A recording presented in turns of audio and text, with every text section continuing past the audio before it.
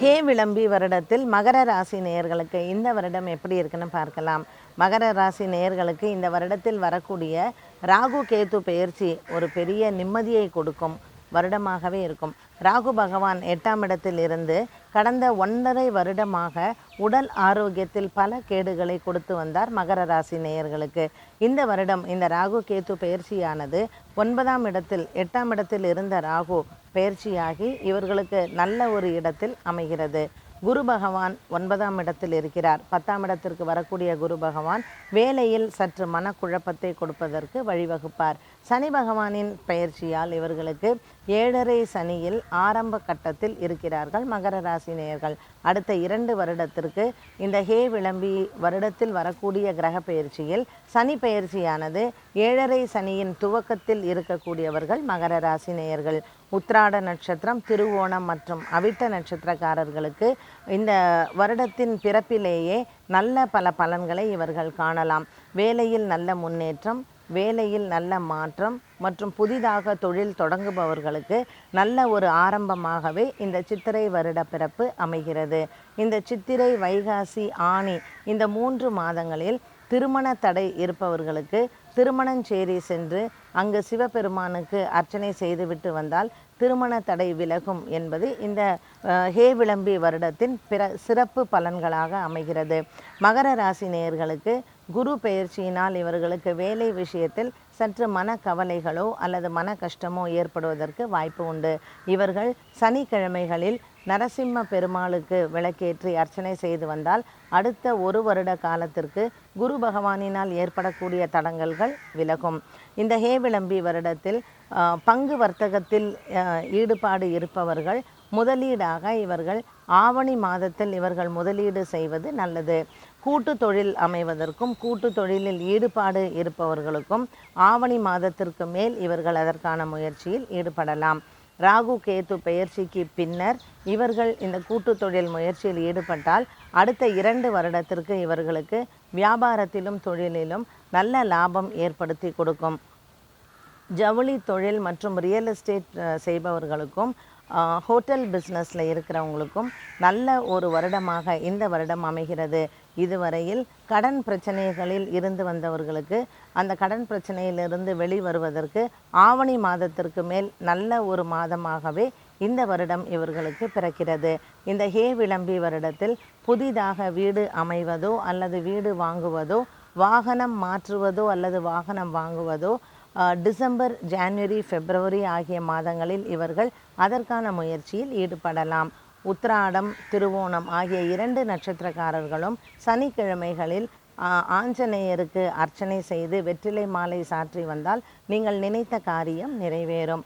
அவிட்ட நட்சத்திரக்காரர்கள் செவ்வாய்க்கிழமை தோறும் இவர்கள் ஆஞ்சநேயருக்கு துளசி மாலையும் விநாயக பெருமானுக்கு அருகம்புல் சாற்றி அர்ச்சனை செய்து வந்தால் பல கஷ்டங்களிலிருந்து இவர்கள் வெளிவரலாம். செவ்வாய்க்கிழமை தோறும் விநாயக பெருமானுக்கு அருகம்புல் சாற்றி அர்ச்சனை செய்து வருவதனால் சனி தோஷத்தினால் ஏற்படுவதும் ராகு கேது தோஷத்தினால் ஏற்படக்கூடிய இன்னல்களிலிருந்து இந்த மகர ராசி நேயர்களுக்கு நல்ல ஒரு வருடமாக மாற்றி அமைத்து கொடுக்கும்.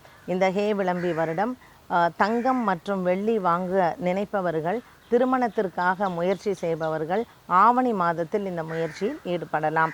உங்களுடைய முயற்சி நிச்சயமாக திருவினையாக மாற்றி அமைத்து கொடுக்கும்.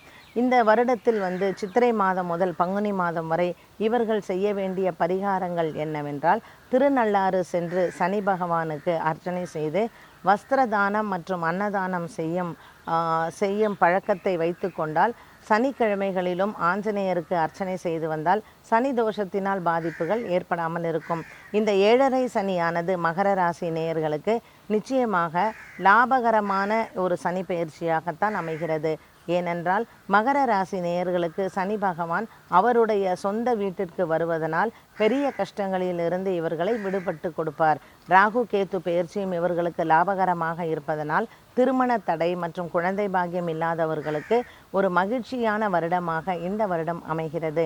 ஹே விளம்பி வருடத்தில் மகர ராசி நேயர்களுக்கு பொருளாதாரத்தில் நல்ல ஒரு முன்னேற்றமும் பல கடன்கள் இவர்களுக்கு பல கடன் தொல்லைகளிலிருந்து விடுபடுவதற்கும் இந்த வருடம் இவர்களுக்கு ஒரு சிறந்த வருடமாகவே அமையும். இந்த ஹே விளம்பி வருடத்தில் வரக்கூடிய கிரகணங்களில் குறிப்பாக சூரிய கிரகணம் ஏற்படும் பொழுது திருவோணம் மற்றும் அவிட்ட நட்சத்திரக்காரர்கள் பரிகாரங்கள் செய்து கொள்வது நல்லது. சூரிய கிரகணத்தின் போது கோதுமை தானம் செய்து சூரியனுக்கு அர்ச்சனை செய்வது நல்லது. மற்றும் ஆதித்ய ஹிருதயம் படித்து வந்தால் வயிறு மற்றும் கண் சம்பந்தப்பட்ட நோய்களிலிருந்து இவர்கள் தங்களை காப்பாற்றிக் கொள்ளலாம். பொதுவாக மருத்துவ செலவு இருப்பவர்களுக்கு இந்த ஹே விளம்பி வருடத்தில் ஆடி மாதத்திற்கு மேல் நல்ல பலன்கள் இவர்கள் எதிர்பார்க்கலாம். மகர ராசி நேயர்கள் இந்த சித்ரா பௌர்ணமி தினத்தன்று குறிப்பாக திருவோண நட்சத்திரத்தில் பிறந்த பெண்கள் ஆயுஷ் ஹோமமோ அல்லது மிருத்யுஞ்சய ஹோமமோ செய்தால் இவர்களுக்கு இருக்கக்கூடிய உடல் உபாதைகளிலிருந்து இவர்கள் வெளிவரலாம்.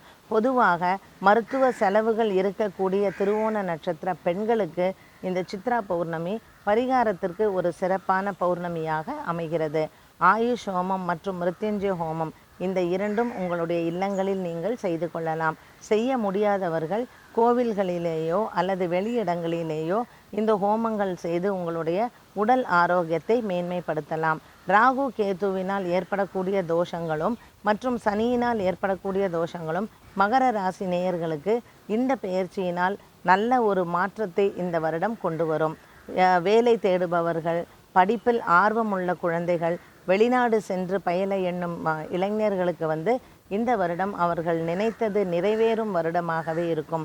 கடந்த 1.5 வருடமாக ராகு பகவான் 8ஆம் இடத்திலிருந்து தடங்கல்கள் செய்து கொண்டிருந்த போது இந்த மகர ராசி நேயர்களுக்கு முன்னேற்றம் இல்லாத சில ஆண்டுகளாகவே கடந்த 18 மாதங்கள் அமைந்திருந்தன.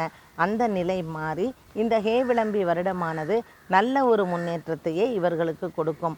மகர ராசி நேயர்கள் ஹே விளம்பி வருடத்தை ஒரு நல்ல புன்னகையுடனே நீங்கள் வரவேற்கலாம்.